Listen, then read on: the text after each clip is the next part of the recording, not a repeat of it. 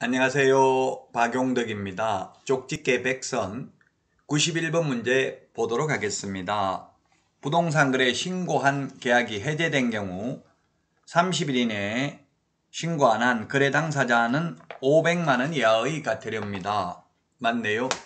해제 신고 의무는 오직 거래 당사자에게만 있습니다. 그래서 개업공개사나 국가 등의 경우 해제 신고 안 했다고 처벌받지 않습니다. 거래 당사자만 처벌받습니다. 개업공개사나 국가 등은 해제 신고할 수 있는 거지 하여야 할 의무가 있는 것은 아닙니다.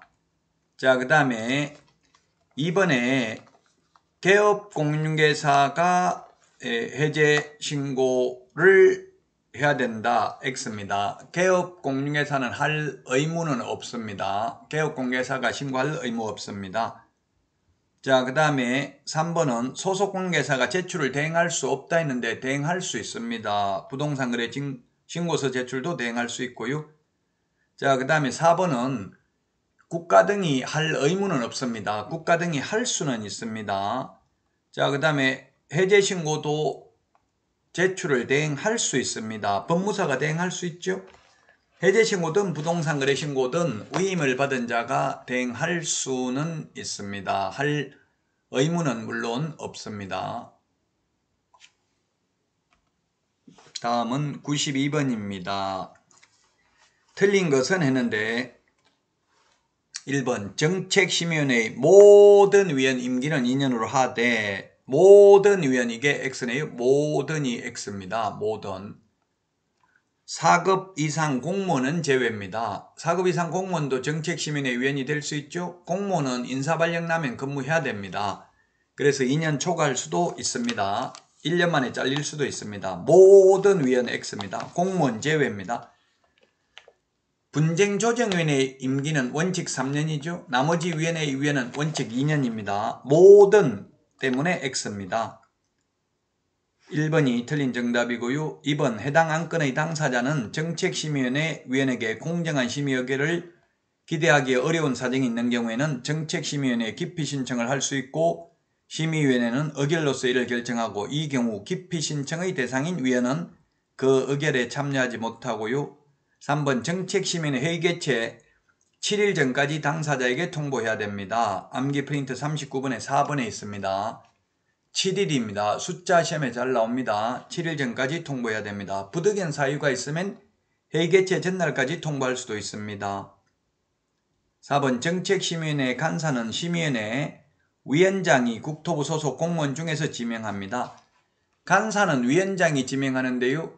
위원은 위원장이 임명위촉하는 게 아니라 국토부 장관이 임명위촉합니다.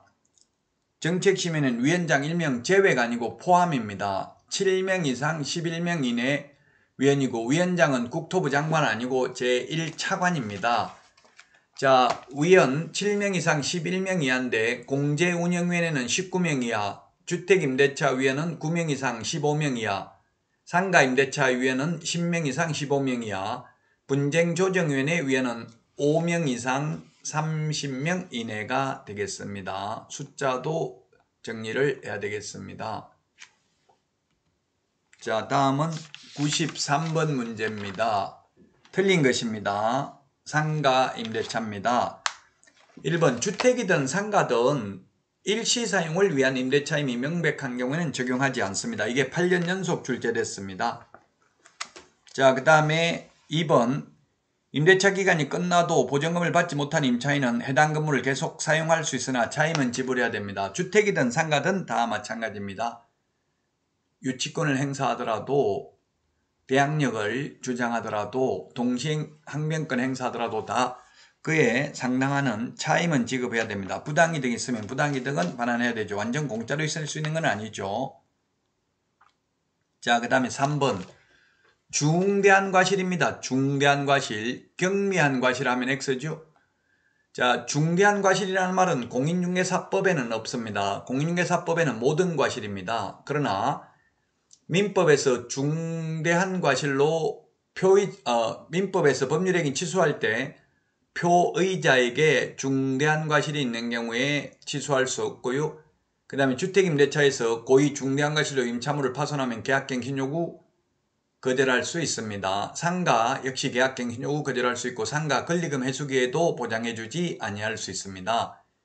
중대한 과실이라는 말 딱 4번 나옵니다. 중대한 과실은 4번 나온다. 4번 보증금의 전부 또는 일부를 월 단위 차임으로 전환하는 경우 산정률은 연 1할 2푼 또는 기준금리 4.5배 중에서 높은 비율이 아니고 낮은 비율입니다. 낮은 비율을 초과할 수 없습니다. 그래서 4번이 정답이 되겠습니다. 낮은 비율을 초과할 수 없습니다. 낮은 비율, 우리 그 주택의 경우 주인이 산다고 해놓고 안 살고 세를 놓으면 손해배상하는 것은 높은 금액이죠. 높은 금액. 여기는 낮은 비율을 초과할 수 없습니다.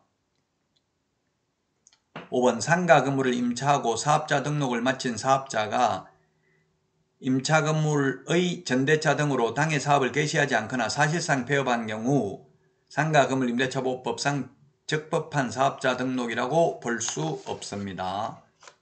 당연한 이야기고요. 그래서 4번이 정답이 되겠습니다. 다음은 94번입니다. 틀린 것은 했는데 1번 국토부 장관 또는 시장군수구청장은 적절한 부동산 정책의 수립 및 시행을 위하여 부동산 거래 상황, 외국인 부동산 취득 현황, 부동산 가격 동향 등 이 법에 규정된 사항에 관한 정보를 종합적으로 관리하고 이를 관련 기관, 단체 등에 제공할 수 있고요. 2번 부동산 거래 신고 내용을 조사한 경우 신고관청은 조사 결과를 시 도지사에게 며칠 이내 보고해야 된다는 말 없습니다. 그냥 보고해야 된다는 말 있고요. 3번 시도지사는 신고관청이 보고한 내용을 취합한 날로부터 1개월 이내가 아니라 매월 1회 국토교통부 장관에게 보고해야 됩니다. 취합한 날로부터 1개월이 아니라 매월 1회 국토부 장관에게 보고를 해야 됩니다. 따라서 3번이 틀렸습니다. 1개월 이내가 아니라 매월 1회가 되겠습니다. 매월 1회. 우리 암기 프린트 50번에 4번에 있죠.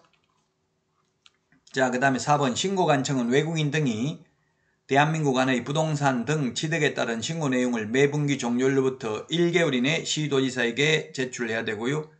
특별자치시장은 직접 국토부 장관에게 제출해야 됩니다. 5번에 신고 내용을 제출받은 시도지사는 제출받은 날로부터 1개월 이내 국토부 장관에게 제출해야 됩니다.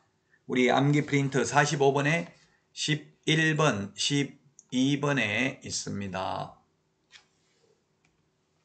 다음은 95번입니다. 기출문제입니다. 95번 확인설명서 1의 서식 기본 확인사항 요소와 세부 확인사항 요소에 해당하는 것은 각각 몇 개인가 했는데 이런 게 기출문제 나옵니다. 기본 확인사항은 개업공개사 혼자서 원칙적으로 알 수 있는 거고요. 세부 확인사항은 원칙적으로 의뢰인한테 물어봐야 알 수 있는 사항입니다. 자, 그래서 소방, 배수 이런 것들은 세부 확인사항이 뭐가 있냐면 실제 권리관계, 내외부 시설물의 상태, 벽면, 바닥면 및 도배 상태, 일조량, 소음, 진동 등 환경조건이 세부 확인사항입니다. 그 빼고는 나머지는 다 기본 확인사항이죠. 따라서 소방, 배수는 세부 확인사항이고요. 소음도 세부 확인사항입니다. 자, 그런데 교육시설은 초중고등학교는 주인한테 안 물어봐도 개업공개사가 인터넷에 검색하거나 다른 사람한테 물어봐도 알 수 있습니다. 진동, 수도, 일조량 세부 확인사항입니다. 판매, 의료시설 이건 기본 확인사항이죠. 그리고 열공급 세부 확인사항이고요. 도로, 그 다음에 주차장 기본 확인사항입니다. 도배 세부 확인사항입니다. 따라서 정답은 4번이 되겠네요. 기본 확인사항 4개고 나머지 다 세부 확인사항입니다. 자, 기본 확인사항 여기에 보면 입지조건이네요. 입지조건이 도대주 교판이라고 했죠. 1의 서식 도로, 대중교통, 주차장, 교육시설, 판매, 의료시설. 1의 서식은 도대주 교판, 2의 서식은 도대주, 3의 서식은 도대. 이게 입지조건입니다. 입지조건은 기본 확인사항입니다. 요건 확인설명서 서식을 펴놓고 보셔야 되기 때문에 어려울 수 있죠. 기출문제 출제됐던 내용입니다. 일단 기본 확인사항은 의뢰인한테 물어보지 않아도 개업공개사가 예를 들면 면적, 소재지, 지목 이런 거는 기본 확인사항이죠. 권리관계도 등기부 기재사항은 기본 확인사항이고요. 즉 그러면 임차권이 기본 확인사항이냐 세부 확인사항이냐 했을 때 임차권은 등기된 임차권은 기본 확인사항이고요. 등기 안 된 임차권은 세부 확인사항이 되겠습니다. 자, 이번 시간 여기까지 하고요. 다음 시간에 찾아뵙도록 하겠습니다. 수고하셨습니다. 안녕.